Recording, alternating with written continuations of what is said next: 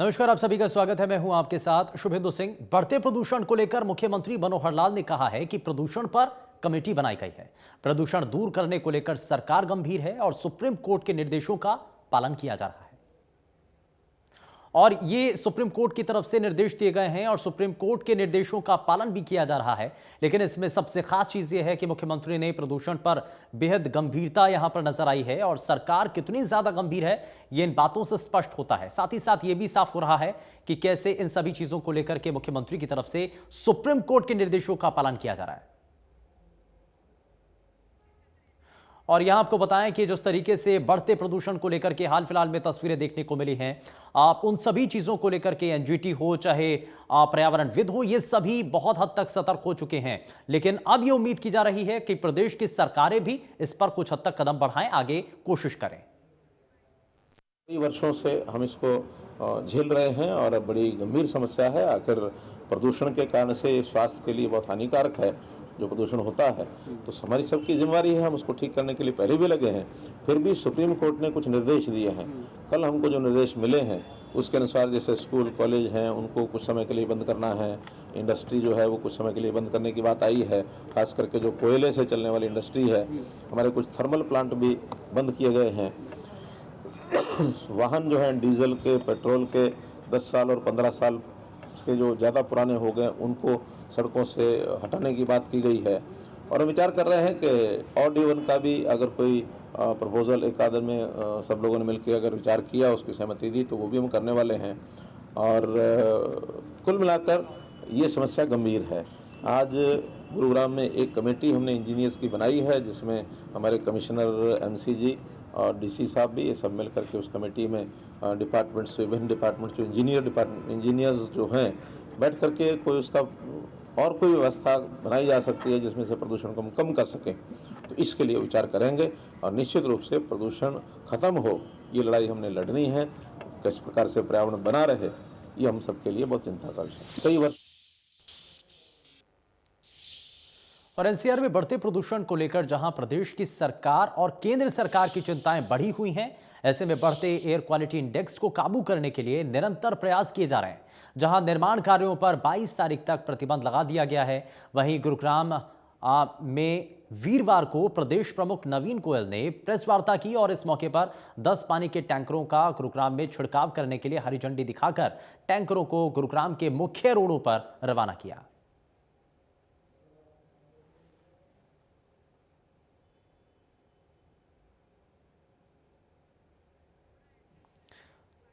तो प्रदूषण के कहर को रोकने की पहल है और इसी के लिए प्रदूषण के कहर को कम करने के लिए जिले में पानी का छिड़काव किया गया है।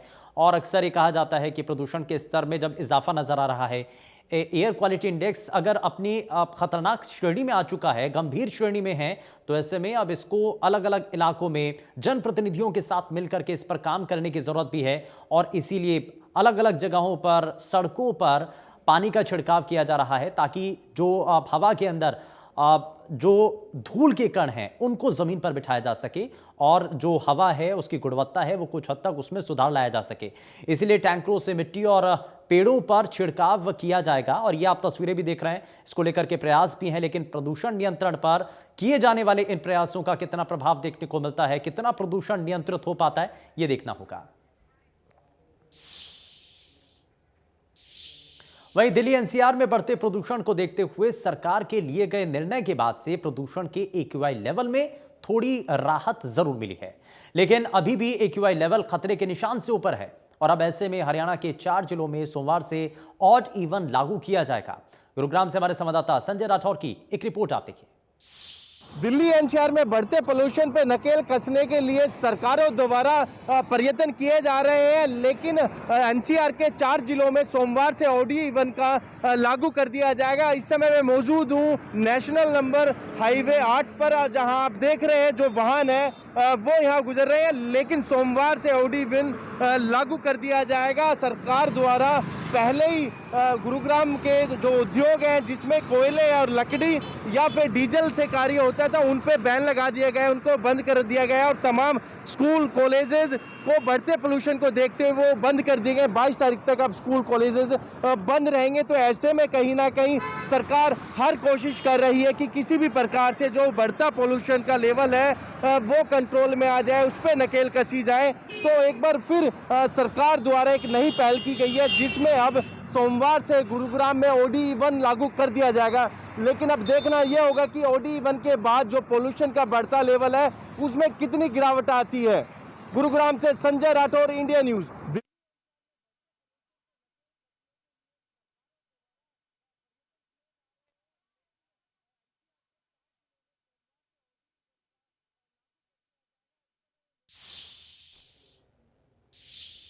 गुरुग्राम में आज रोजगार मेले का आयोजन किया गया और इस रोजगार मेले में हरियाणा प्रदेश के विभिन्न ITI संस्थानों से पास आउट युवाओं ने हिस्सा भी लिया, जिसमें देश विदेश की कई बड़ी कंपनियों ने हिस्सा लेने वाले प्रतिभागियों को वही वॉक इन स्तर पर इंटरव्यू लिए और रोजगार के अवसर उपलब्ध कराए गए।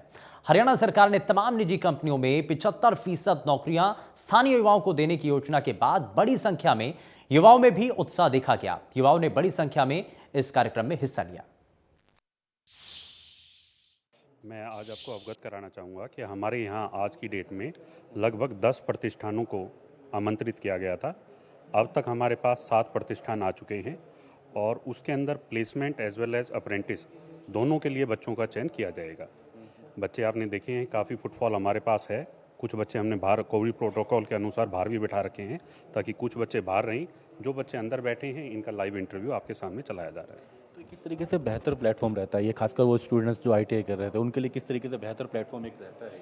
देखिए, जो हमारा आउटकम है या ITI का जो हम कहें कि बच्चा यदि प्लेसमेंट या अप्रेंटिस लग जाता है तो जो आने वाले बच्चे होते हैं वो काफ़ी प्रोत्साहित हो जाते हैं कि ये ट्रेड या ये व्यवसाय करने से नौकरी मिल रही है। तो जो एडमिशन प्रोसेस हमारी होती है वो बहुत ज़्यादा बढ़ जाती है। हम खासकर बात भी कर रहे थे कि तमाम जो कि युवा, आपने जिस तरीके से बताया कि एक बच्चों का और उत्साह इसकी ओर बढ़ता है, आकर्षण जिसे कहें तो वो बढ़ता है जब उनको ऐसे प्लेटफॉर्म मिलते हैं। खासकर सरकार ने भी अभी एक मुहिम चलाई थी 75% रोजगार स्थानीय युवाओं को, उसमें भी कह सकते हैं ये एक अहम कड़ी। देखिए, मैं यहाँ ये भी बताना चाहूँगा, ITIs के अंदर जो है पहले जो 4 चरण का दाखिला होता है वो केवल जो हमारे राज्य से संबंधित बच्चे होते हैं केवल उनका होता है। 5वां जो दाखिला होता है उसके अंदर हम आउट ऑफ स्टेट वाले जो बच्चे हैं उनको भी आमंत्रित करते हैं। और मोर और लेस हम बात करें तो हमारे यहाँ केवल 5 से 10% ही बाहरी राज्य के बच्चे होते हैं, बाकी हमारे सभी के सभी हरियाणा राज्य से बिलोंग करते हैं। और ये बच्चे डायरेक्ट प्लेसमेंट भी होती है और अप्रेंटिस भी लगती है।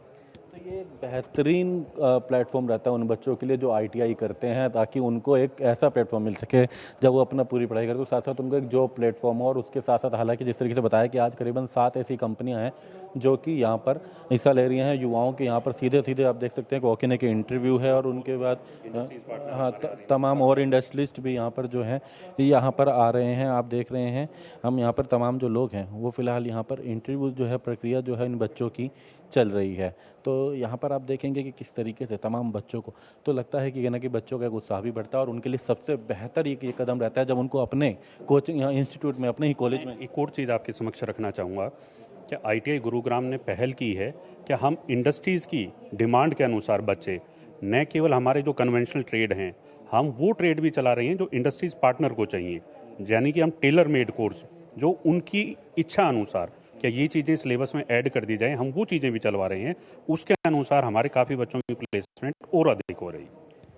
तो ये एक जिसे बात कर रहे थे कि तमाम उन युवाओं के लिए एक रोजगार का खास अवसर जो कि ITI पास स्टूडेंट्स हैं उनको एक जॉब का अवसर, और यहाँ पर ऐसी बड़ी संख्या में स्टूडेंट्स भी आए हुए हैं। हालांकि यहाँ इंटरव्यू की प्रक्रिया भी चल रही है, बड़ी संख्या में युवाओं को ऐसे रोजगार मिल भी रहे हैं, ऐसे लेटर मिलते भी हैं। तो कहीं ना कहीं कारगर कदम जो है ये ज़रूर है। और खासकर सरकारी जिस तरीके से अगर बात करें कॉलेजों में इस तरीके से, ITI में संस्थानों में इस तरीके का है, तो एक बेहतर कदम जो है ये दिखता है। गुरुग्राम से दीपक शर्मा, इंडिया न्यूज़। वहीं गुरुग्राम में अब पोर्टेबल फ्लैट खरीदना और भी ज्यादा महंगा हो चुका है। हरियाणा सरकार की तरफ से गुरुग्राम में अफोर्डेबल फ्लैट की कीमत 4 वर्ग फीट रुपए से बढ़ाकर 4200 वर्ग फीट कर दी गई है।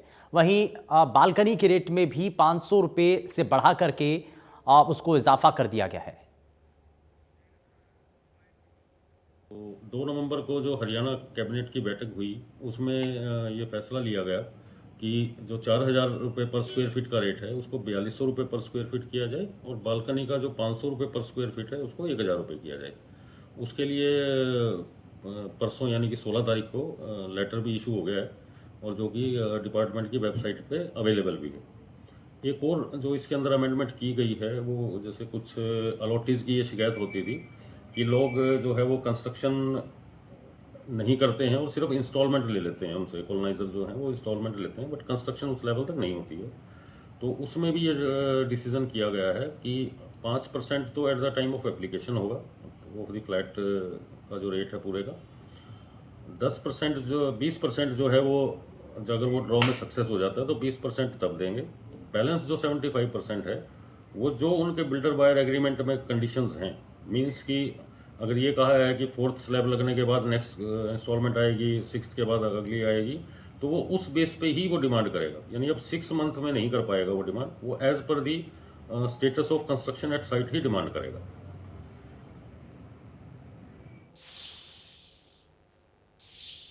मानेसर का औद्योगिक क्षेत्र एशिया के मानचित्र पर अपनी एक अलग ही पहचान बनाता है। औद्योगिक क्षेत्र मानेसर को पटौदी रोड से जोड़ने वाली सड़क में बड़े बड़े और गहरे गहरे खड्डे बने हुए हैं जो इस मानचित्र को बुरा बनाते हैं, जिसके कारण लोगों को यहां से निकलने में बेहद तकलीफ होती है।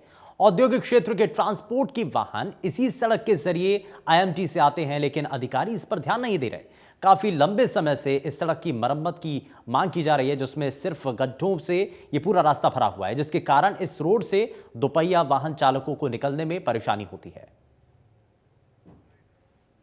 जो सेक्टर 8 रोड काफ़ी टूटा हुआ है, इससे औद्योगिक क्षेत्र पर क्या असर पड़ रहा है? इस रोड से आईएमटी मानेसर को बहुत भारी समस्या से जूझना पड़ रहा है। यह रोड पटौदी रोड से आईएमटी को जोड़ता है और आईएमटी को केएमपी से जोड़ता है। इस रोड से टूटे हुए जो वाहनों को आने जाने में दिक्कत होती है, यात्रियों को परेशानी होती है। और माननीय मुख्यमंत्री जी 13 फरवरी को जो मानेसर नगर निगम बना था उस उपलक्ष्य में यहाँ स्वागत समारोह में आए थे, तो वो उस टाइम इसकी घोषणा भी करके गए थे कि इसको जल्द से जल्द बना जाए। मेरी सरकार से हाथ जोड़ की विनती है कि इस रोड को जल्द से जल्द बनवा जाए ताकि आईएमटी मानेसर को इस समस्या से न जूझना पड़े। इस रोड का आईएमटी मानेसर में बहुत बड़ा योगदान है, प्रभाव है और यह सारी आईएमटी की मेन कनेक्टिविटी है जो कि गुड़गांव के बाहरी क्षेत्र को भी जोड़ती है और केएमपी को भी।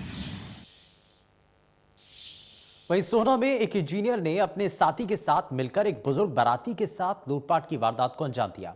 इंजीनियर ने लूट के बाद बुजुर्ग को मारने का भी प्रयास किया और बुजुर्ग सोहना के राघव वाटिका में एक शादी समारोह में शामिल होने के लिए आया था। रास्ता भटक जाने के कारण बुजुर्ग के साथ आरोपियों ने लूटपाट की घटना को अंजाम दिया।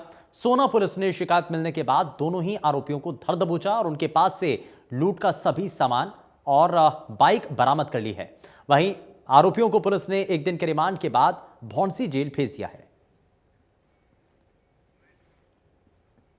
15 तारीख को एक शिकायत आई थी हमारे पास। एक अपना मान सिंह सन ऑफ रामस्वरूप यादव बल्लभगढ़ के रहने वाले यहाँ किसी शादी में शरीक होने के लिए आए थे राघव वाटिका में। तो इस दौरान वो अपने मोबाइल को रिचार्ज करने के लिए जियो के ऑफिस में चला गया। वहां पे उसने अपना रिचार्ज कराया। उसके बाद 2 लड़के और खड़े थे।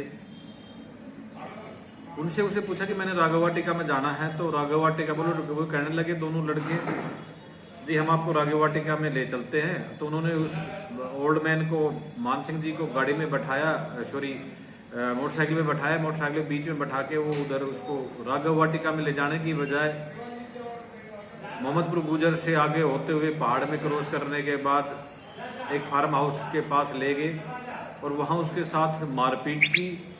फर्स्ट ऑफ ऑल तो उन्होंने पत्थर उठाए उसको मारने के लिए और उसके बाद उसको हाथापाई की, उसके साथ मुक्के वक्के लात घुसे मारे। फिर उसको छोड़ के फिर वापस दोबारा पहाड़ पे लेके गए, फिर उसको मारे।